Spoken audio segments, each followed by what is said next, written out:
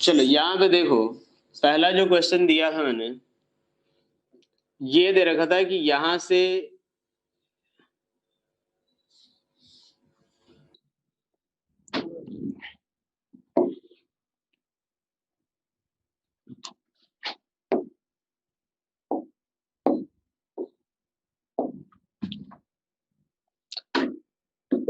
चलो एक बार देखो यार,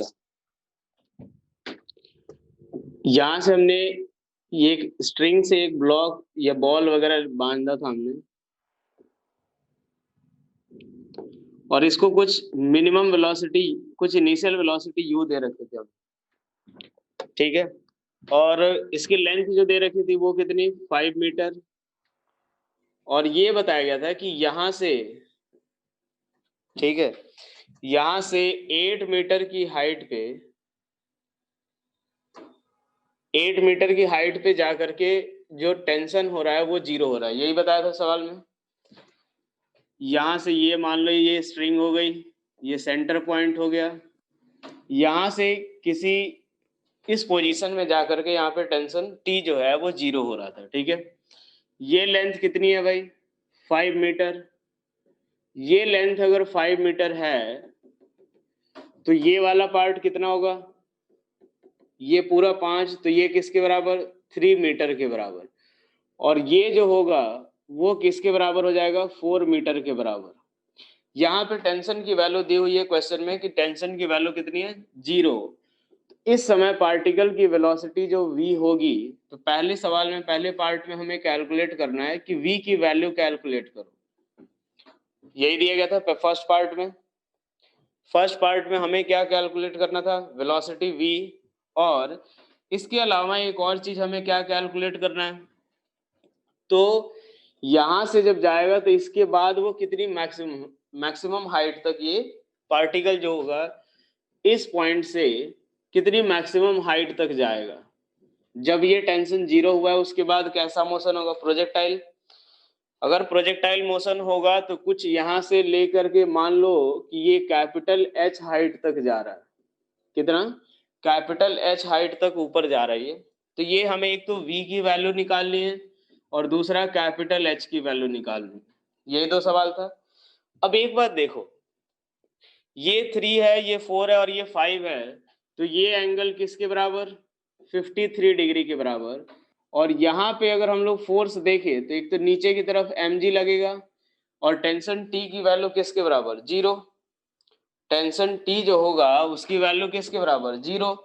तो नीचे एक mg लग रहा होगा केवल, तो mg का जो एक इधर कंपोनेंट होगा वो किसके बराबर, ये एंगल भी 53 डिग्री, तो ये कंपोनेंट किसके बराबर, mg cos 53 डिग्री के बराबर।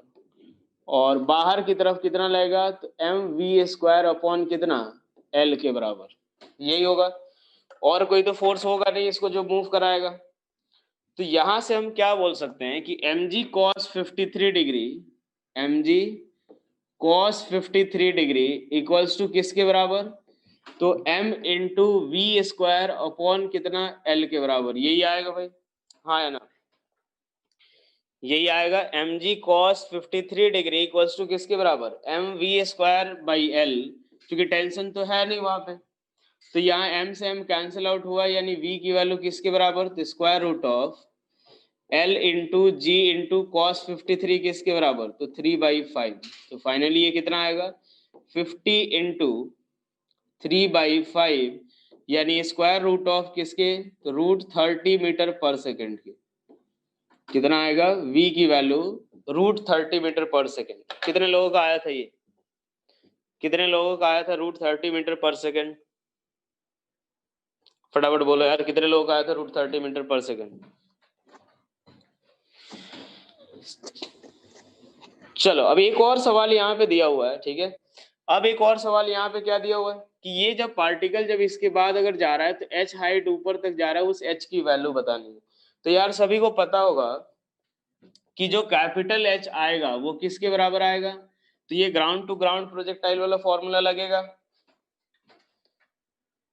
हाँ नया चैप्टर करेंगे। चलो यहाँ से देखो h इक्वल्स टू किसके बराबर हो जाएगा, तो u² sine u y square, maximum height का फॉर्मूला आपको याद होगा कि क्या होता है, यू वाई स्क्वायर अपॉन किसके, तो u y square upon 2 into acceleration in y direction, यही होता है। तो चलो यार, यहाँ पे वेलोसिटी पार्टिकल की इस डायरेक्शन में है, तो अगर हम बात करें ये 53 ये 90, यानी यहाँ से ये बोल सकते हैं हम लोग ये 37 है, तो ये किसके बराबर, 53 डिग्री के बराबर, हाँ है ना। एक बार सोचो अब केस कैसा आ रहा है यहाँ पे, तो ये 53 ये 37, तो ये किसके बराबर, 53 डिग्री के बराबर। यानी पार्टिकल की वेलोसिटी हॉरिजॉन्टल से कितना एंगल फॉर्म कर रही है, 53 डिग्री का एंगल। तो ये कितना आ जाएगा, यू स्क्वायर, यू वाई की वैल्यू किसके बराबर, यानी यहाँ पे जो वेलोसिटी है वो v square sine square theta upon किसके बराबर, तो 2 into acceleration in y direction, और वाई डायरेक्शन में एक्सेलरेशन कितना होगा, तो जी के बराबर। क्योंकि यार वाई डायरेक्शन में जो पार्टिकल की जो एक्सेलरेशन है वो तो जी है, फ्रीली फॉल हो रहा है।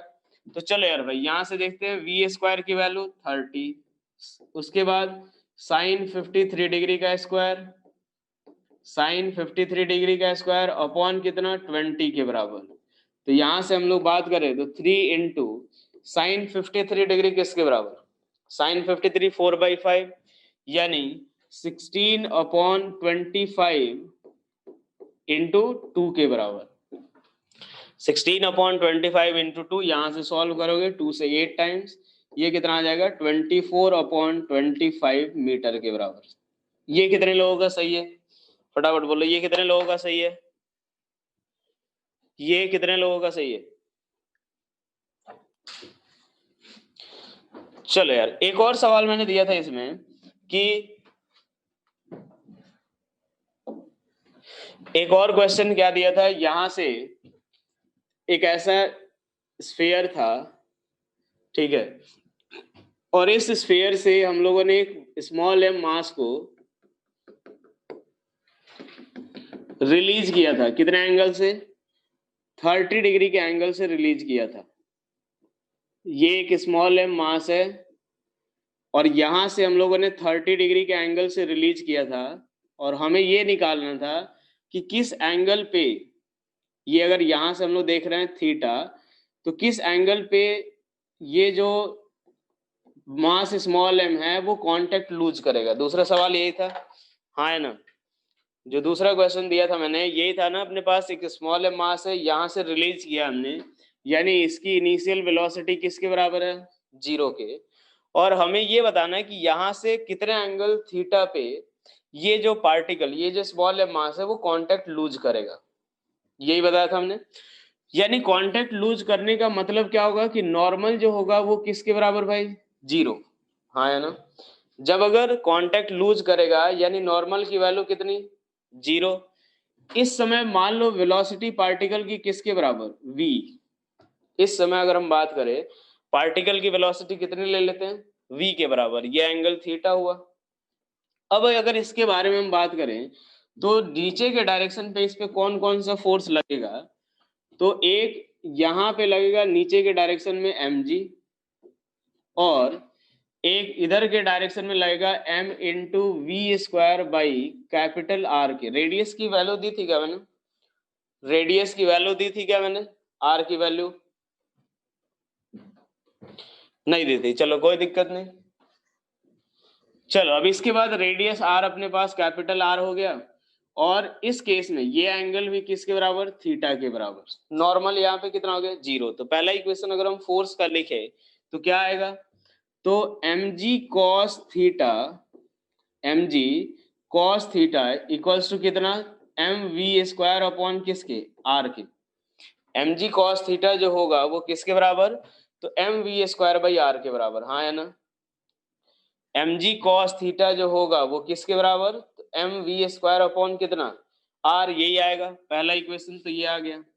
दूसरा सेकेंड इक्वेशन हम लोग कौन सा लिख सकते हैं, तो देखो यार एनर्जी कंजर्वेशन का इक्वेशन, ध्यान से देखना इस चीज को। सेकेंड इक्वेशन हम कौन सा लिखेंगे, एनर्जी कंजर्वेशन का। पूरे वर्टिकल सर्कुलर मोशन में हम यही इक्वेशन लिखते हैं, दो इक्वेशन, एक तो फोर्स का और दूसरा कौन सा, एनर्जी कंजर्वेशन का। तो अब एक बात देखो, यहां से ये वाला डिस्टेंस और ये रहा, मान लो कि यहाँ पे हम पोटेंशियल एनर्जी जीरो ले लेते हैं, यहाँ पे पोटेंशियल एनर्जी जीरो ले लेते हैं। ये हमारा पॉइंट कौन सा हो गया, ए, और ये हमारा पॉइंट कौन सा हो गया, बी। एनर्जी कंजर्वेशन का इक्वेशन लिखे तो क्या आएगा, U A plus K A equals to U B plus K B, U B plus K B. चूंकि केवल एम जी वर्क कर रहा है, एनर्जी कंजर्व कर सकते हैं। पोटेंशियल एनर्जी यू पे, ए पे कितना, जीरो। काइनेटिक एनर्जी ए पे कितना, जीरो। क्यों, क्योंकि पार्टिकल को रिलीज किया गया हमने। जब बी पे आते हैं तो बी की बात करें तो यहां से अगर हम लोग देखें तो इस केस में ये वाली हाइट होगी जो कि नीचे आया होगा, हाँ है ना। यहाँ पे हम वेलोसिटी लिख लेते हैं, तो चलो भाई कितना, half m v square. Kinetic energy तो चलो हाफ एम वी स्क्वायर लिख लिया। अब अगर पोटेंशियल एनर्जी हम लिखना चाहें तो क्या यही हाइट नीचे आया है ये ब्लॉक, हाँ या ना। क्या ये पहले इस हाइट इस लेवल पे था, अब इस लेवल पे आया, तो पार्टिकल कितना फॉल हुआ है नीचे, h हाइट। इस h हाइट की वैल्यू कितनी, तो देखो यार जरा ध्यान से देखना इस चीज को।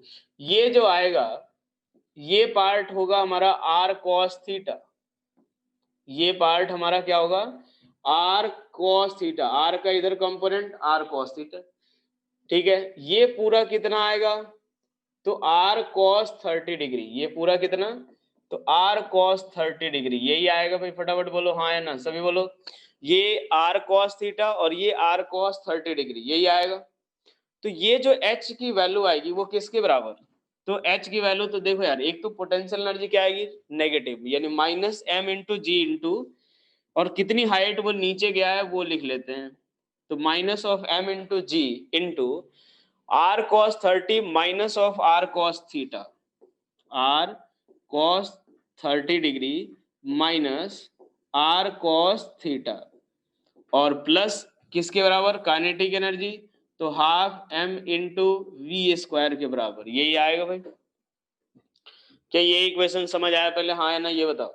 ये पूरा r cos 30, ये r cos थीटा, ये जो सब्ट्रैक्ट करने के बाद जो आएगा उतना ही हाइट नीचे आया वो r cos 30। एक बात सोचो, ये रेडियस r है, ये थीटा 30 डिग्री, तो ये कितना आएगा r cos 30, ये r है, ये एंगल थीटा, तो ये r cos थीटा। यार परपेंडिकुलर ड्रॉ कर दो सीधे सीधे, तो ये पूरा कितना r cos 30, ये कितना r cos थीटा, दोनों सब्ट्रैक्ट करो, क्या आएगा, r cos 30 minus r cos theta, यही आएगा h की वैल्यू। यहां से हम क्या लिख सकते हैं, तो m v square by 2 equals to m into g into capital R into कितना, तो cos 30 degree minus cos theta के बराबर। अब एक काम करते हैं, हमें क्या निकालना है, थीटा निकालना है। जब वो एंगल, ये क्या हो रहा, थीटा की वैल्यू निकालनी है जब ये क्या हो रहा होगा, नीचे फॉल हो रहा होगा, नॉर्मली नॉर्मल जीरो हो रहा होगा, वो निकालना। तो देखो यार, एम वी स्क्वायर की वैल्यू कितना, m g r cos theta, उठा के पुट कर दो, तो क्या लिखेंगे, एम वी स्क्वायर की जगह पे तो m g r cos theta equals to 2mg, यहां से देखो बाई 2 है, उधर भेज दिया मैंने कितना, तो 2mgr इंटू कॉस 30 डिग्री और माइनस कॉस थीटा के बराबर। लो भाई यहां से mgr पूरा कैंसिल आउट हुआ। अब अगर इसको इधर की तरफ ले आए, इसको इधर ले आए, तो कितना आएगा, तो यहां से आ जाएगा 3 cos theta equals to cos 30 degree के बराबर, 2 cos 30 डिग्री, 2 cos 30 डिग्री, क्या बोलते हो, सही है। उधर से 2 cos थीटा इधर ले आए, 3 cos थीटा इक्वल्स टू कितना, 2 cos 30 डिग्री, यानी ये किसके बराबर, तो √3 के बराबर। ये किसके बराबर, √3 के बराबर, यानी cos थीटा की वैल्यू किसके बराबर, 1/√3 के बराबर। क्लियर हुआ ये चीज, cos थीटा की वैल्यू किसके बराबर, 1/√3। कितने लोगों का आंसर आ गया था ये, कितने लोगों का आंसर आ गया था, चलो कोई बात नहीं, अब तो क्लियर हो गया। अब एक बात देखो, यहाँ से हम लोग चाहे तो थोड़ा सा कैलकुलेशन अलग अजीब तो आएगा, क्योंकि थीटा की वैल्यू थोड़ी अजीब आई है, तो शायद मैंने cos थीटा इक्वल टू 1/√3 की वैल्यू बता दी थी। अच्छा थोड़ा सा गलत था, कोई दिक्कत नहीं। cos थीटा इक्वल टू √3 की वैल्यू इक्वल टू 1/√3 की वैल्यू मैंने बता दी थी। थीटा की वैल्यू कितनी 54.73। यानी एक बात सोचो, ये थीटा कितना है 54.73। मैंने ये भी बताया था कि ये वाला ये डिस्टेंस निकालो, तो ये मान लिया था अपन ने L, ठीक है। थीटा इक्वल्स टू क्या लिख लेते हैं, थीटा इक्वल्स टू L/R, तो यानी L इक्वल्स टू किसके बराबर, तो R इंटू थीटा। और एक बात सोचो, वो कितना एंगल रोटेट हुआ है, सॉरी कितना एंगल ये मूव किया है, तो 50 कितना बोला था तुम लोगों ने, 56 या 57, 54.73, 54.73। अब एक बात देखो यार यहाँ पे, तो ये कितना, ये 54.73, ये कितना 30, तो कितना मूव किया, तो 24.73। अब ये किस में डिग्री में है, तो इसको रेडियन में कन्वर्ट करने के लिए क्या करेंगे, पाई/180 डिग्री और इनटू रेडियस r जो भी आएगा उससे मल्टीप्लाई कर देना। यही हमारा क्या होगा कि इतना ही डिस्टेंस वो ट्रैवल करेगा जस्ट बिफोर कि वो नॉर्मल जो हो, ये कांटेक्ट लूज होने से पहले उतना ही डिस्टेंस ट्रैवल करेगा। क्लियर हो गया सभी को, हाँ है ना, ये बताओ क्लियर हो गया ये चीज। चलो अब एक अगला पार्ट करते हैं हम लोग, एक जो हमारा जो रेडियस ऑफ कर्वेचर बचा हुआ था ना, एक रेडियस ऑफ कर्वेचर हमारा बचा हुआ था, तो वो पहले इसको कंप्लीट कर लेते हैं, ठीक है। रेडियस ऑफ कर्वेचर, अब एक बात देखो, नेक्स्ट हम लोग देखते हैं रेडियस ऑफ कर्वेचर। छोटा सा टॉपिक है, ज्यादा टाइम नहीं लगेगा, ध्यान से देख लो, सवाल आते रहते हैं इसके, बुकलेट में भी है अपने। रेडियस ऑफ कर्वेचर देखोगे, एक बात सोचो कि जैसे मान लो अगर मैं ये बोलूं कि ये अगर सपोज मैं दो तरह का पाथ लेता हूं, एक ऐसा पाथ लिया मैंने और एक मैंने ऐसा पाथ ले लिया, ठीक है। ये इसको मैं ले लेता हूं पाथ 1 और ये हमारा पाथ 2। अच्छा एक बात बताओ, किस पाथ पे मूव करने में हमें ज्यादा टर्न लेने की जरूरत है, किस पाथ पे मूव करने में हमें ज्यादा टर्न लेने की जरूरत पड़ेगी, पहले में या दूसरे में, पहले में या दूसरे में, बिल्कुल सही है, दूसरे वाले में। यहां देखे तो आदमी जब भी अगर मान लो सपोज ऐसे पाथ पे जाएगा तो वो आराम से धीरे धीरे टर्न लेगा, कोई दिक्कत नहीं। लेकिन इस वाले केस में देखे तो पार्टिकल या जो भी बाइक हो कार हो, एकदम से सडन टर्न आ रहा है, ठीक है। तो जब सडनली एकदम से टर्न आ रहा है तो इस केस पे थोड़ा इस वाले पार्ट पे मूव करना थोड़ा सा मुश्किल होगा in comparison to this one. तो अब एक बात देखो, अगर इस केस में हम लोग देखें कि जो अमाउंट ऑफ कर्वेचर है, एक तरह से यार एक बात सोचो, हम क्या बोलेंगे कि यार ये बहुत ज्यादा कर्व्ड है और ये क्या है, थोड़ा कम कर्व्ड है, हाँ है ना। अगर उस पाथ के बारे में बात करें तो हम क्या बोलेंगे कि वो बहुत ज्यादा कर्व्ड है और ये वाला पार्ट, ये जो पाथ है थोड़ा कम कर्व्ड है। तो ये जो अमाउंट ऑफ कर्वेचर जो है उसके बारे में हमने, अगर मान लो हमें आइडिया लगाना हो, तो वो आइडिया लगाने के लिए हमने एक क्वांटिटी डिफाइन की, रेडियस ऑफ कर्वेचर। हमने क्या डिफाइन किया, रेडियस ऑफ कर्वेचर। ये हमें बेसिकली किस चीज के बारे में बताएगा कि जब भी अगर एक पार्टिकल किसी कर्व्ड पाथ पे अगर मूव कर रहा है तो कितना उस पाथ का क्या कितना ज्यादा कर्वेचर है या कम कर्वेचर है। तो एक तरह से अमाउंट ऑफ कर्वेचर जो बताएगा वो कौन बताएगा, हमारा रेडियस ऑफ कर्वेचर। कि यार हम बोलेंगे कि यार इसका जो रेडियस ऑफ इसका अगर कर्वेचर कम है, इसका कर्वेचर थोड़ा ज्यादा, अमाउंट ऑफ कर्वेचर की बात हो रही। लेकिन अगर एक बात सोचो, रेडियस ऑफ कर्वेचर अगर हमें डिफाइन करना हो तो क्या होगा, तो सबसे पहले क्या करते हैं कि एक जिस भी पॉइंट पे, अगर सपोज मान लो हमें इस पार्ट के लिए अगर रेडियस ऑफ कर्वेचर डिफाइन करना है, तो एक पार्ट ले लो, यहां से हम क्या करेंगे, एक सर्कल ड्रॉ कर लो, एक सर्कल ले लो, इस पार्ट को लेते हुए आर्क के तौर पे लेते हुए हम एक सर्कल ड्रॉ कर लेंगे, ठीक है। और फिर जो रेडियस आएगा वही इसका क्या होगा, रेडियस ऑफ कर्वेचर, मान लो कितना R2। यहां बात करें तो इस पार्ट को सपोज अगर लेकर के हमें करना हो तो इसका कर्वेचर, तो ये अगर सपोज यहां से अगर हम सर्कल कंप्लीट करना चाहे, सर्कल अगर हम कंप्लीट करना चाहें तो ये क्या होगा, कुछ इस तरीके का बने। तो इसका रेडियस कितना, ये कैपिटल R1। यहां से देखो अगर R1 ग्रेटर देन R2 है तो अमाउंट ऑफ कर्वेचर जो है वो क्या हो रहा है, जिस पाथ का रेडियस ऑफ कर्वेचर जितना ज्यादा, उसमें जो कर्व अमाउंट ऑफ कर्वेचर जो होगा वो उतना ही कम, हाँ है ना। ये हमने किस चीज के लिए डिफाइन किया कि कोई भी पाथ अगर दिया हुआ है तो उसका अमाउंट ऑफ कर्वेचर कितना है, वो चीज हमें बताने के लिए। तो इसका रेडियस ऑफ कर्वेचर ज्यादा, तो इसमें हम एक अमाउंट ऑफ कर्वेचर जो है कि कितना ज्यादा बेंडिंग, अमाउंट ऑफ एक बेंडिंग की बात कर सकते हैं ऐसे कि रेडियस ऑफ कर्वेचर बेसिकली किसके बारे में बताएगा, तो amount of bending of path, कि कितना ज्यादा बेंडिंग है या कितना कम बेंडिंग है उसके बारे में कौन बताएगा, तो radius of curvature.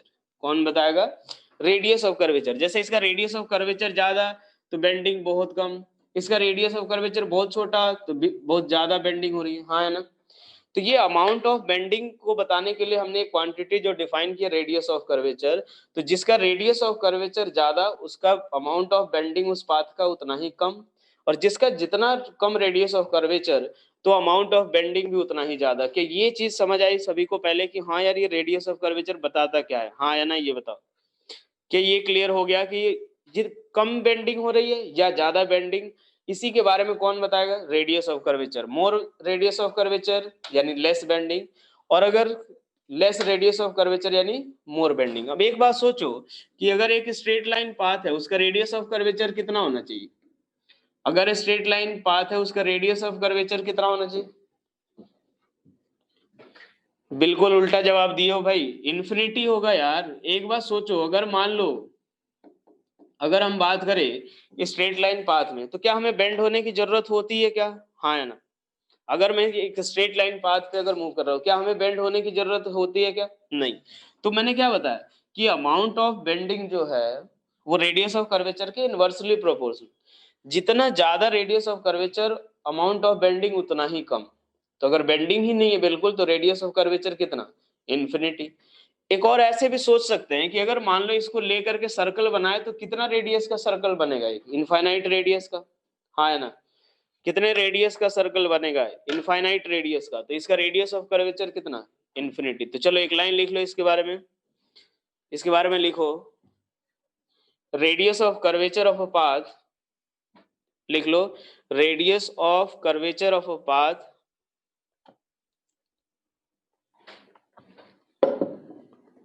Infinite radius how. एक बार सोचो जरा, एक बार देख लो पहले, अगर एक बार मान लो ये जैसे इतना पार्ट लिया अपन, ठीक है, जैसे ऐसा बेंडिंग ले लिया मैंने, थोड़ा ऐसे सोचो, अगर मैं इतना ज्यादा बेंडिंग लिया तो हमारा सर्कल कुछ ऐसा बन रहा है, ठीक है।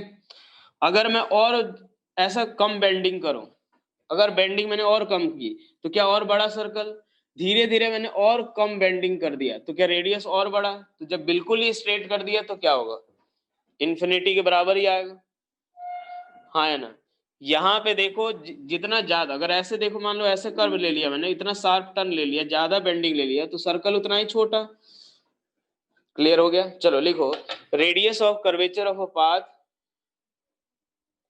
Radius of curvature of a path gives an idea, radius of curvature of a path gives an idea about amount of bending on that path, amount of bending on, amount of bending of that path।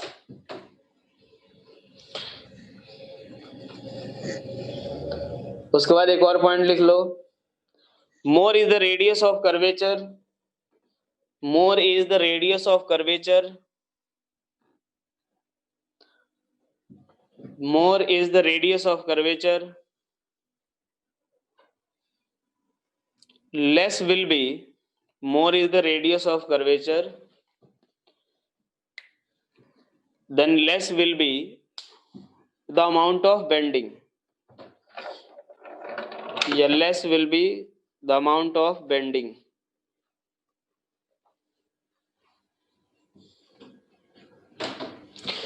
इसके बाद एक और point लिख लो कि radius of curvature of straight line path, radius of curvature of straight line path, radius of curvature of straight line path will be infinity. Radius of curvature of a straight line path will be infinity. अब चलो यार, अब ये देखते हैं हम लोग mathematically calculate कैसे करेंगे। ठीक है भाई, ये अब ये जगह वगैरह छोड़ देना आप लोग, ये डायग्राम वगैरह बनाने के लिए। ठीक है, चलो यार, जैसे मान लो ये हम लोग कोई भी एक इस तरह का कर्व लेते हैं। सबसे पहले मैंने क्या बताया कि कोई भी अगर कर्व लेना अपने को, जैसे अगर मान लो कुछ इस तरीके का पाथ ले लिया, ठीक है भाई, ऐसा पाथ, अगर हमें किसी भी पॉइंट पे रेडियस ऑफ कर्वेचर फाइंड करना है तो सबसे पहले क्या करना अपने को कि एक छोटा सा आर्क ले करके एक सर्कल कंप्लीट करेंगे अपन। ये कुछ इस तरीके का सर्कल एक कंप्लीट कर ले हमने। ठीक है, एक ऐसा, जैसे हमें सपोज इस पॉइंट पे अगर हमें रेडियस ऑफ कर्वेचर डिफाइन करना है तो क्या करेंगे, एक छोटा सा पार्ट ले करके इसको आर्क के तौर पे ले करके हम एक सर्कल कंप्लीट करेंगे। ठीक है, ये सर्कल कंप्लीट कर दिया, जो उस सर्कल का रेडियस होगा वही हमारा क्या होगा। सपोज यहाँ पे रेडियस इस सर्कल का r1 आया तो यही हमारा रेडियस r1 जो होगा वो क्या होगा, रेडियस ऑफ कर्वेचर। जैसे मान लो मुझे अगर इस पॉइंट पे अगर ड्रॉ करना है तो इस पॉइंट को ले करके तब एक सर्कल कंप्लीट करो, ये जो सर्कल कंप्लीट होगा वो हमारा क्या होगा, तो रेडियस ऑफ कर्वेचर r2 होगा। क्लियर। तो जब भी अगर किसी भी पॉइंट पे हमें अगर रेडियस ऑफ कर्वेचर फाइंड करना है तो क्या करेंगे, एक छोटा सा आर्क लेंथ ले करके एक सर्कल कंप्लीट करेंगे, जो उस सर्कल का रेडियस होगा वही हमारा क्या होगा, radius of curvature at that point. अब एक बात है, मान लो कि कोई भी पार्टिकल है जो कि कर्व्ड पाथ पे मूव कर रहा है, ऐसे कर्व्ड पाथ पे मूव कर रहा है, तो हमें वेलोसिटी जो होगी इस पार्टिकल की वो किसके लॉन्ग, तो टेंजेंट के लॉन्ग। पार्टिकल की जो वेलोसिटी होगी वो किसके लॉन्ग होगी, टेंजेंट के लॉन्ग। अब एक बात सोचो, मान लो इसके पास इधर की तरफ एक एक्सेलरेशन है, दो डायरेक्शन में एक्सेलरेशन होते हैं। एक ये हमारा कौन सा, एक जो एक्सेलरेशन आएगा वो किसके लॉन्ग, तो इस वेलोसिटी के परपेंडिकुलर, और दूसरा एक्सेलरेशन जो आएगा वो इस टेंजेंट के लॉन्ग। इसको हमने क्या नाम दिया, इसको हम नाम देते हैं, बेटा ये वाला कलर दिख तो रहा है सभी को, ये कलर प्रॉपरली दिख रहा है, ये वाला जो अभी ड्रॉ किया था मैंने। चलो, तो इस एक्सेलरेशन का जो एक कंपोनेंट इधर आता है उसको क्या लिखते हैं, AC, और इधर की तरफ जो आता है उसको क्या लिखते हैं, टेंजेंशियल एक्सेलरेशन AT। हाँ है ना। अगर इस पाथ पे, अगर इस पॉइंट पे अगर हम बात करें कि सपोज जो सर्कल फॉर्म हो रहा है, अगर उसका रेडियस कितना है, कैपिटल R, यहाँ पे जो सर्कल हम लोग कंप्लीट कर रहे हैं उसका रेडियस किसके बराबर आ रहा है, radius of curvature capital R के। तो इस केस में क्या हम लोग लिख सकते हैं क्या, AC equals to V² upon R के। हाँ है ना, क्या AC equals to V² by R, क्या मैं ऐसा लिख सकता हूँ, हाँ है ना, फटाफट बोलो, क्या AC इक्वल्स टू मैं V² बाई R लिख सकता हूँ। तो यार एक बात सोचो, R हमारा क्या है, रेडियस ऑफ कर्वेचर, यानी R इक्वल्स टू मैं क्या लिख सकता हूँ, V² अपॉन AC का मैग्नीट्यूड, V² अपॉन AC। यानी बेसिकली अगर इन जनरल बात करें तो रेडियस ऑफ कर्वेचर हम कैसे लिखेंगे, radius of curvature, radius of curvature किसके बराबर आएगा, तो V² अपॉन क्या लिखेंगे, कंपोनेंट ऑफ एक्सेलरेशन, ध्यान से सुनना, कंपोनेंट ऑफ एक्सेलरेशन किसके, तो परपेंडिकुलर टू वेलोसिटी। क्या आएगा अपने पास, radius of curvature R equals to हम क्या लिखेंगे, तो V² upon component of acceleration perpendicular to किसके, वेलोसिटी के। आप यही बस याद रखना अपने को, रेडियस ऑफ कर्वेचर अगर फाइंड करना है क्या करेंगे, तो V² upon component of acceleration perpendicular to velocity. क्या ये पॉइंट अब क्लियर हो गया सभी को, हाँ या ना, ये बताओ, क्या ये पॉइंट क्लियर हुआ सभी को कि रेडियस ऑफ कर्वेचर कैसे डिफाइन करेंगे।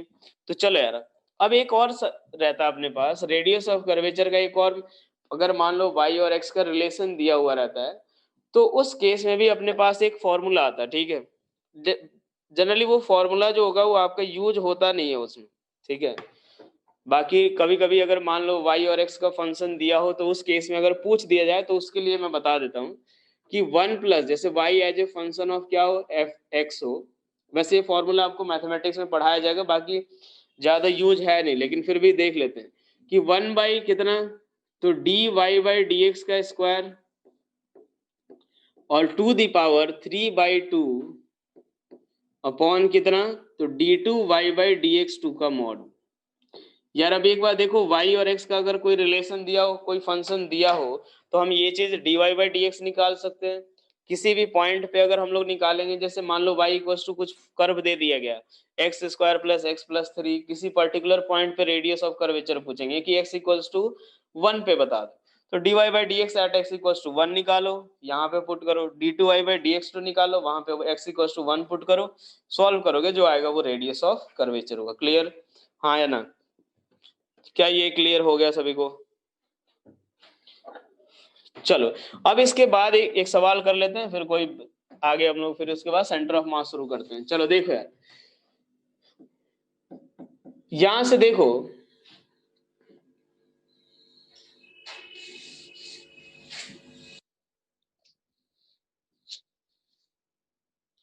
ये हमने ले लिया एक्स एक्सिस और यहां से हमने ले लिया ये वाई एक्सिस, ठीक है। यहां मान लो किसी पार्टिकल को हमने प्रोजेक्ट कर दिया u इक्वल्स टू 20 मीटर पर सेकेंड से, और कितने एंगल पे प्रोजेक्ट किया, 37 डिग्री पे, ठीक है। अब ये 37 डिग्री पे प्रोजेक्ट कर दिया, ये कुछ ऐसा आएगा। हमें अगर मान लो ये पूछ दिया जाए, ध्यान से देख लेना, एक सवाल से सीख लोगे अपन। हमें ये पूछा जाए कि जब ये पार्टिकल, ठीक है, मैक्सिमम हाइट पे है, उस समय रेडियस ऑफ कर्वेचर बताना है। हमें क्या फाइंड करना है, कि रेडियस ऑफ कर्वेचर फाइंड करना है। रेडियस ऑफ कर्वेचर क्या होगा एट मैक्सिमम हाइट। ध्यान से देख लेना एक सवाल, एट मैक्सिमम हाइट।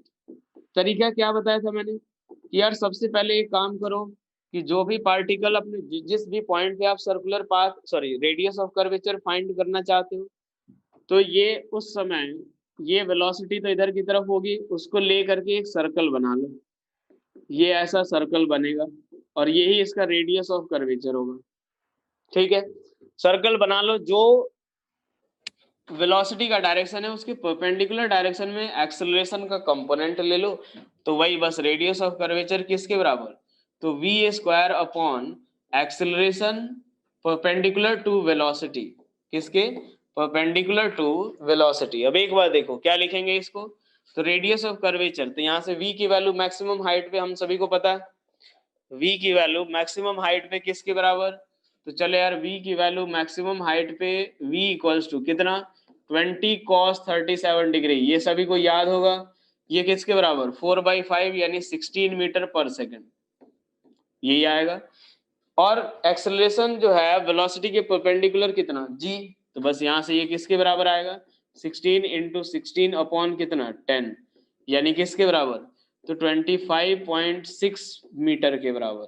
क्लियर हो गया ये चीज, हाँ या ना, ये बताओ भाई, रेडियस ऑफ कर्वेचर कैसे फाइंड करेंगे, क्या ये क्लियर हुआ? अच्छा एक बात बताओ, एक और एक सवाल इसी में कर दो कि रेडियस ऑफ कर्वेचर क्या होगा व्हेन, रेडियस ऑफ कर्वेचर क्या होगा when particle will strike ground, when particle will strike ground, particle जो है वो जब ग्राउंड पे स्ट्राइक करेगा तो उस समय रेडियस ऑफ कर्वेचर की वैल्यू निकालो। जब पार्टिकल ग्राउंड पे स्ट्राइक होगा उस समय रेडियस ऑफ कर्वेचर की वैल्यू निकालनी, 0। अरे भाई ऐसा आंसर तो मत दो, अरे ग्राउंड पे स्ट्राइक करेगा तो यहाँ से कुछ ना कुछ तो वेलोसिटी होगी इसकी, 40 आ रहा है।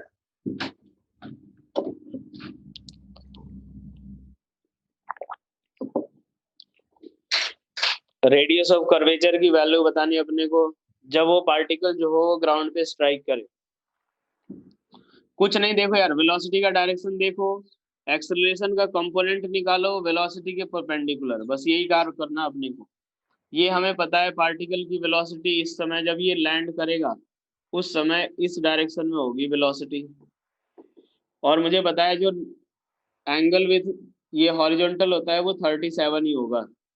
ये आपको बताया गया होगा कि जितने एंगल से हम लोग प्रोजेक्ट करते हैं उतने ही एंगल पे वो लैंड भी करता है। कि वेलोसिटी ये कितना 37 डिग्री का एंगल फॉर्म करेगा।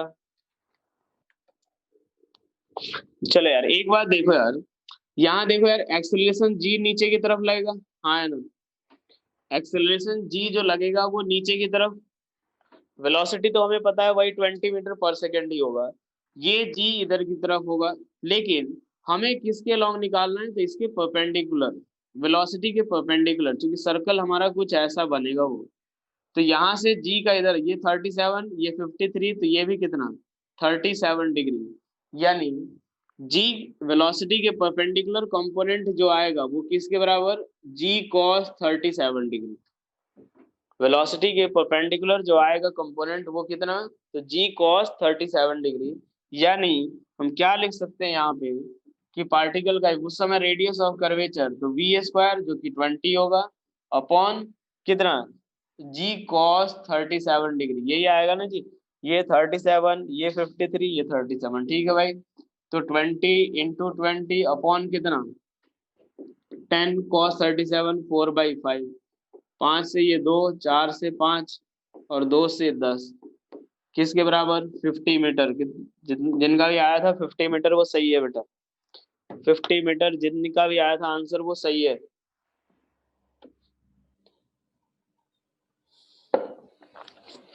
क्या ये चीज क्लियर हो गया आप सभी को?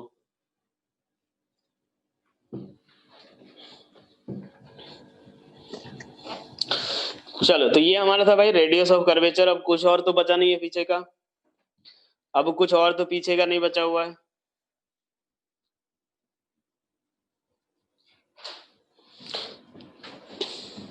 चलो नेक्स्ट हेडिंग डालो centre of mass, next heading डालो सेंटर ऑफ मास।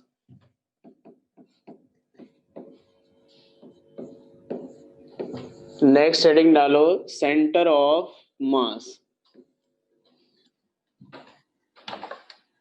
हाँ नया चैप्टर बेटा, सेंटर ऑफ मास।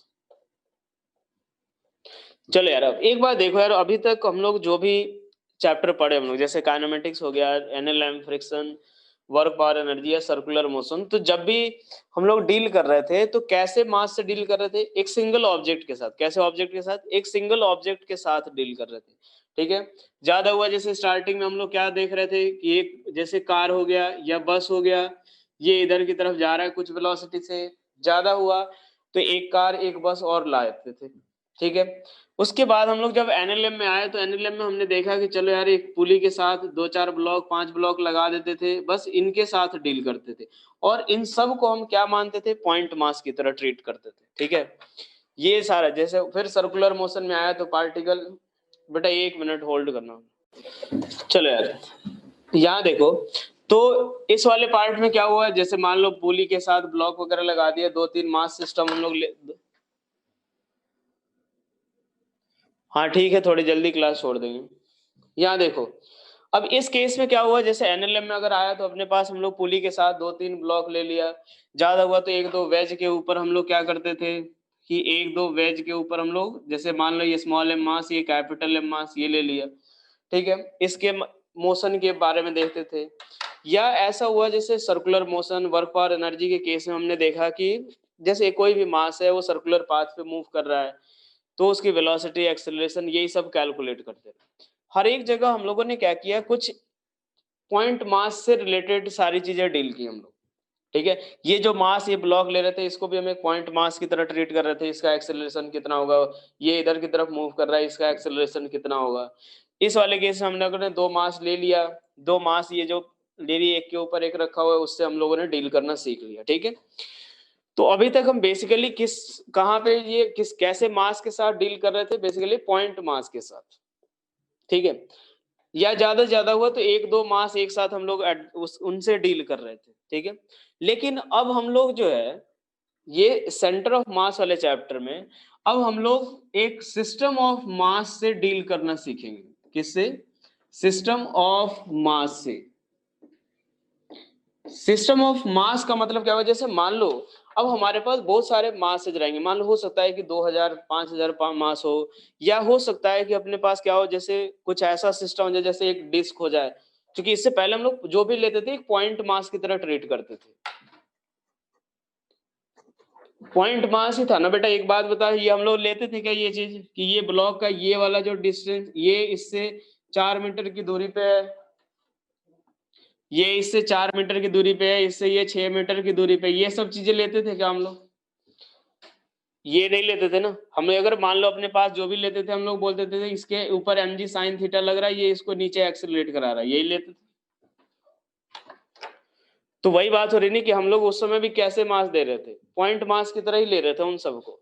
लेकिन अब हमारे साथ जो रहेगा, अब हम कैसे मास की बात करें, सिस्टम ऑफ मास की बात करेंगे कि अब हमारे पास बहुत सारे मास का एक कॉम्बिनेशन रहेगा, उनसे हम डील करने वाले। ठीक है, तो पहले बेसिकली ये चीज देखो कि सिस्टम ऑफ मास का मतलब क्या होता है। पहले ये चीज देख लेते हैं कि कैसे हम लोग ऑब्जेक्ट्स के साथ डील करने वाले। जैसे होगा क्या कि जैसे मान लो कुछ स्मॉल एम मास 1 kg यहाँ रख दो, 2 kg यहाँ पे रख दो, 3 kg यहाँ पे रख दो, 4 kg यहाँ पे रख दो, 5 kg यहाँ पे रख दो। अब हम क्या करना चाहते हैं कि इन सब की मास को, सब मास के बारे में हम लोग एक साथ इनके साथ डील करना चाहते हैं। जैसे 4 5 10 मास हमने रख दिए, उन सबको हम एक साथ डील करना चाहते हैं। या कभी कभी ऐसा होगा कि रिंग के ऊपर एक मास डिस्ट्रीब्यूट कर दिया, जैसे मास कोई भी रिंग हो गया, अब ये रिंग के ऊपर हम लोगों ने मास डिस्ट्रीब्यूट कर दिया, बोल दिया भाई इसका रेडियस 2 मीटर है। या डिस्क है, उसके ऊपर चारों तरफ मास डिस्ट्रीब्यूट कर दिया, अब हम बोल रहे हैं कि इस ऐसी बॉडी के साथ डील करो। तो ये एक तरह से क्या है, अब हम इसको पॉइंट मास लेकर के डील नहीं करेंगे, अब हम इसको पॉइंट मास लेकर के डील नहीं करेंगे। अब हमारे पास कैसी बॉडी के साथ डील करने वाले हैं, एक्सटेंडेड बॉडी के साथ। इनको क्या बोलेंगे हम लोग, एक्सटेंडेड बॉडी। ऐसे मासेज को हम लोग क्या बोलेंगे कि ये सारे बॉडी जो है एक्सटेंडेड बॉडी है। एक्सटेंडेड बॉडी कैसी बॉडी, एक्सटेंडेड बॉडी। जैसे मान लो अब हमारे पास एक रॉड आएगा, रॉड है जिसकी लेंथ L होगी, मास कैपिटल M। अब इस रॉड को हम पॉइंट मास की तरह ट्रीट करके नहीं चलेंगे, ठीक है। इसके बाद हो गया, जैसे मान लो हमारे पास एक कोन हो गया, हॉलो कोन, सॉलिड कोन। तो अब इन सब के मोशन के बारे में हमें डील करना रहेगा, ठीक है। तो बेसिकली पहले इस चैप्टर में हम लोग ऐसे मासेज के साथ डील कैसे करना है वो सीखेंगे। बाकी इनकी जो कंप्लीट डायनेमिक्स वगैरह है, कंप्लीट जो मोशन है, वो हम लोग अगले चैप्टर में पढ़ेंगे, रोटेशनल मोशन। बात समझ आ रही? पहले ही इनके बारे में थोड़ा सा पढ़ेंगे कि हाँ यार ये इन मास को कैसे डील करना है। क्योंकि अभी तक यार हम लोग एक दो मास के साथ डील कर रहे थे, लेकिन अब क्या हो रहा है, हमारे पास बहुत सारे एक मास का कॉम्बिनेशन आ रहा है कि यार कोई 50 मास दे दिया।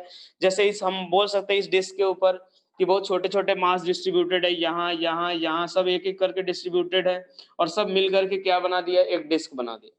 और अभी तक हम इतने सारे मास के साथ कभी डील नहीं करते थे। हम हर एक जगह दो चार ज्यादा हुआ तो एक दो पॉइंट मास या दो तीन या दो चार पॉइंट मास की बात कर लेते थे। लेकिन अब हमारे पास क्या हो गया, सिस्टम ऑफ मास की बात कर रहे हैं, ठीक है, कि बहुत सारे मास का कॉम्बिनेशन हो गया। तो ऐसे मास के साथ इस चैप्टर में हम लोग यही देखेंगे कि कैसे पहले डील करना है। बाकी इनके बारे में डिटेल में जो इनका मोशन आएगा कि ये कैसे मूव करेंगे, इनका मोशन हम कैसे डील करेंगे, वो अगले चैप्टर में हम पढ़ने वाले हैं, जिसमें कौन सा, रोटेशनल मोशन, ठीक है, रोटेशनल डायनेमिक्स जो अगला चैप्टर है। ठीक है, कि ये चीज क्लियर हुआ कि आखिर हम लोग ये जो चैप्टर है वो पिछले वाले से कैसे थोड़ा डिफरेंस है, हाँ है ना, पहले ये बताओ। अब एक बात देखो, यहाँ पे मैंने बोला कि यार अब सिस्टम ऑफ मास की बात करने वाले हैं, तो ये सिस्टम ऑफ मास का मतलब क्या हो गया, ये जो सिस्टम की बात करेंगे हम लोग, तो ये सिस्टम ऑफ मास का मतलब क्या हुआ कि बहुत सारे जो मास का एक जो रहेगा, जैसे मान लो सिस्टम ऑफ मास, तो ये हमारा बेसिकली रहेगा क्या कि एक वैसे बहुत सारे मास का जो रहेगा कॉम्बिनेशन, जो जिसके बारे में हम लोग स्टडी करने वाले हैं। जैसे मान लो अपने पास जो भी सारे बहुत तरह के मास हो गए, तो जो भी सिस्टम का बेसिकली मतलब क्या रहेगा अपना, कि बहुत सारे मास जो रहेंगे जो जिनके बारे में हम लोग पढ़ने वाले हैं। जैसे रॉड हो गया, अब रॉड क्या हो गया, बहुत सारे छोटे छोटे मास का एक कॉम्बिनेशन होगा, मान सकते हो उसको, मान सकते हो उस रॉड को, हाँ है ना, रॉड को मान सकते हैं हम लोग कि बहुत सारे छोटे छोटे मास का कॉम्बिनेशन है। रिंग के बारे में बात करें तो वो भी मान सकते हैं कि बहुत सारे छोटे छोटे मास का कॉम्बिनेशन है। तो वो रिंग जो हुआ वो हमारा क्या हो गया, एक सिस्टम ऑफ मास हो गया, कि बहुत सारे मास का एक कॉम्बिनेशन है जिसके बारे में हम पढ़ने वाले हैं, ठीक है। ये जो मास रहेगा वो कितने तरह का रहेगा, सॉरी सिस्टम जो रहेगा वो दो तरह का, एक डिस्क्रीट और दूसरा कौन सा, कॉन्टिन्यूअस।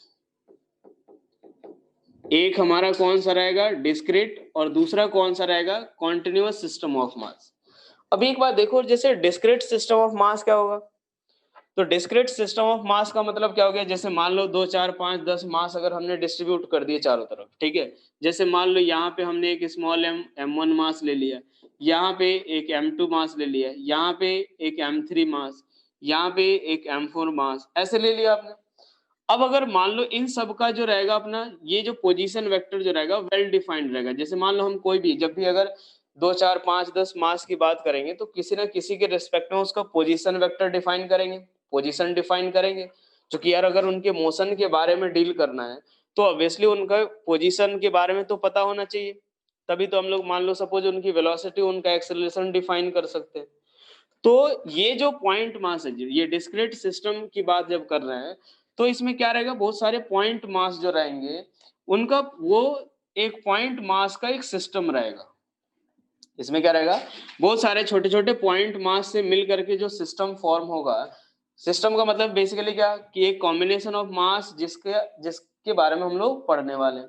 तो ये बहुत सारे छोटे छोटे पॉइंट मास का एक कॉम्बिनेशन रहेगा और जिनका पोजीशन वेक्टर जो रहेगा वो वेल डिफाइंड रहेगा। जैसे मान लो ये r1 वेक्टर हो गया, ये r2 वेक्टर, फिर ये r3 वेक्टर, फिर ये r4 वेक्टर।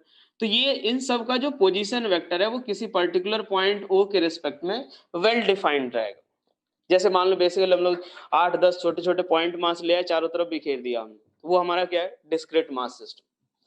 अब अगर हम बात करें कॉन्टिन्यूअस मास सिस्टम के बारे में, किसके बारे में, कॉन्टिन्यूअस मास सिस्टम के बारे में अगर बात करें तो ये होगा क्या, जैसे अगर मान लो कॉन्टिन्यूअस मास सिस्टम की जब बात करेंगे तो इसमें बेसिकली हम लोग ये लिख सकते हैं, जैसे अगर मान लो मैंने एक ऐसा डिस्क ले लिया या हाँ इसी तरीके का एक ऐसा शेप का कोई मास ले लिया मैंने, ठीक है। अब इस केस में बहुत सारे इनफाइनाइट मासेज हैं। एक जैसे सरफेस के ऊपर पूरा मास डिस्ट्रीब्यूट किया हुआ है, यहाँ पे क्या है, इस सरफेस के ऊपर पूरा मास डिस्ट्रीब्यूट किया है। अगर मैं बोलूं कि यहाँ पे इस पॉइंट मास का सपोज मैंने पोजीशन वेक्टर डिफाइन कर लिया कि चलो यार r1 वेक्टर है, तो अब एक बात सोचो, क्या इसके जस्ट बगल में जो पॉइंट मास है क्या उसका पोजीशन वेक्टर फिर हम डिफाइन कर पाएंगे क्या? एक बात सोचो यहाँ पे, ये वेल डिफाइंड होने का मतलब है कि प्रॉपरली हम ये डिफाइन करके इनका पोजीशन वेक्टर इनके साथ डील कर सकते हैं। अब मान लो, हाँ भी डेफिनेशन वगैरह लिखा दूंगा बेटा, मैं सबके डेफिनेशन वगैरह सब लिखा देंगे, टेंशन ना। तो यहाँ देखो, ये मैंने बोला कि जैसे मान लो यहाँ पे एक छोटा सा मास मैंने मान लिया कि चलो m1 मास है, मैंने बोला इसके रेस्पेक्ट में इसका पोजीशन वेक्टर कितना, r1। जस्ट इसके बगल वाले का डिफाइन कर सकते हैं क्या? मान लो सपोज मैं यहाँ का बोलूँ तो चलो यार वेल डिफाइन कर सकते हो कि हाँ यार ये चीज मुझे समझ आ भी रही है। अगर मैं बोलूँ कि जस्ट इसके बगल वाले का करो, नहीं कर पाएंगे। जस्ट उसके बगल वाले का अगर हमें पोजीशन वेक्टर, ये पोजीशन वेक्टर बताना हो, एग्जैक्टली पूरा नहीं बता पाएंगे। क्यों? क्योंकि यहाँ से अगर मान लो हर एक पॉइंट का अगर देखते जाए तो कितने सारे, अगर मान लो infinite number of position vectors हो जाएंगे, हाँ है ना। और infinite number of position vectors के साथ एक साथ डील करना क्या पॉसिबल हो पाएगा? इनफाइनाइट नंबर ऑफ, जैसे मान लो मैं बोलूं कि हाँ यार रेट ऑफ चेंज ऑफ ये m3 मास m2 मास ये सब अगर मैंने दिया, तो लेकिन अगर इसमें क्या है, infinite number of mass point masses है, क्योंकि हर जगह मास डिस्ट्रीब्यूटेड है, हर जगह क्या है, मास डिस्ट्रीब्यूटेड है। और हर एक जगह मास डिस्ट्रीब्यूटेड है तो हर एक का point sorry position vector define करना जो है वो मुश्किल है। अगर मान लो डिफाइन कर भी लिया हमने तो उसके साथ डील करना तो भाई और भी ज्यादा मुश्किल। तो इस ऐसी बॉडी को जिसमें मास जो हो, क्या हो अपने पास, जो भी छोटे छोटे पॉइंट मास अगर हम मान रहे हैं तो उन सारे पॉइंट मास का जो पोजीशन वेक्टर है वो वेल डिफाइंड नहीं हो, तो वैसे मास को हम क्या बोलेंगे, continuous mass, continuous system of mass. इसमें कौन सा आ सकता है, जैसे मान लो एक रिंग हो गया, रिंग के ऊपर हम मान सकते हैं बहुत छोटा छोटा मास रख दिया अपन ने, डिस्ट्रीब्यूट कर दिया। एक डिस्क ले लिया, डिस्क के केस में हम मान सकते हैं कि बहुत छोटा छोटा हमने ले लिया, यहाँ पे मास डिस्ट्रीब्यूट करते गए, ठीक है। अगर मान लो एक हॉलो स्फीयर ले लिया तो हम क्या बोलेंगे कि यार हॉलो स्फीयर में सबके ऊपर हर जगह आकर के मास डिस्ट्रीब्यूट कर दिया है, हर एक जगह पे छोटे छोटे पॉइंट मास रखते चले गए और क्या बन गया, हॉलो स्फीयर। सॉलिड स्फीयर पूरा अंदर से लेकर के बाहर तक पूरा मास डिस्ट्रीब्यूट किया हमने। तो ये सब जो बॉडीज होंगी, ये जो सिस्टम होगा उसको हम क्या बोलेंगे, कॉन्टिन्यूअस सिस्टम ऑफ मास। तो डिस्क्रीट क्लियर हुआ कि इसमें 8 10 मासेज होंगे, जिनका पोजीशन वेक्टर किसी पर्टिकुलर पॉइंट के रिस्पेक्ट में क्या होगा, ये वेल डिफाइंड होगा। इसके केस में हर एक पॉइंट मास का जो पोजीशन वेक्टर होगा वो वेल डिफाइंड नहीं होगा। क्योंकि अगर एक तरह से मान सकते हो आप कि ये जो कॉन्टिन्यूअस बॉडी होगी या कॉन्टिन्यूअस सिस्टम ऑफ मास, तो ये होगा क्या, combination of infinite number of point mass. Combination of क्या होगा, infinite number of point mass. मतलब एक बहुत छोटे छोटे मास को अगर माने तो infinite number of point mass जो होगा वो मिलकर के एक continuous system of mass form करेंगे। अब इस चैप्टर में पहले हम लोग ऐसे सिस्टम से डील करेंगे, फिर उसके बाद इन सारे सिस्टम से डील करेंगे। क्या समझ आया पहले चैप्टर के बारे में, कि चैप्टर में हम कैसे सिस्टम के बारे में डील करने वाले हैं, ये बताओ। पहले हम लोग एक छोटे छोटे पॉइंट मास से डील करते थे, लेकिन अब हम एक पॉइंट मास के कॉम्बिनेशन के साथ डील करने वाले हैं।